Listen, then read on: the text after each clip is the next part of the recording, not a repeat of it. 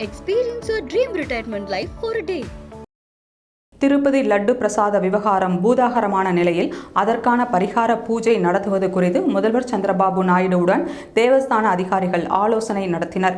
திருப்பதி ஏழுமலையான் கோவிலில் வழங்கப்படும் லட்டு பிரசாதத்தில் விலங்குகளின் கொழுப்பு, மீன் எண்ணெய் ஆகியவை கலக்கப்பட்டிருப்பது கண்டுபிடிக்கப்பட்டது.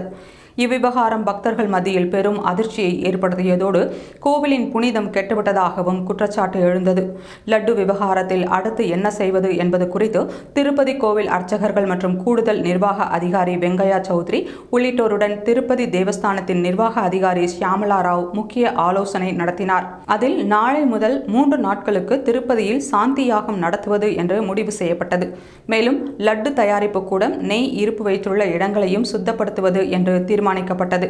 இதற்கிடையே திருப்பதி லட்டு பிரச்சனையால் வேதனை அடைந்துள்ளேன், இதனால் திருப்பதிக்கு 11 நாள் விரதம் இருக்கிறேன் என்று துணை முதல்வர் பவன் கல்யாண் அறிவித்திருந்தார். இந்த சூழலில் திருப்பதி பிரம்மோற்சவத்திற்கு முதல்வர் சந்திரபாபு நாயுடுவை நேரில் சென்று அழைத்த திருப்பதி தேவஸ்தான அதிகாரிகள் லட்டு விவகாரம் தொடர்பாக பரிகார பூஜை நடத்துவது பற்றி முதல்வருடன் ஆலோசனை நடத்தினர். அப்போது பரிகார பூஜையான சாந்தி யாகத்தில் என்ன செய்ய வேண்டும் என்பது குறித்து முதல்வரிடம் தேவஸ்தான அதிகாரிகள் விரிவாக பேசினர்.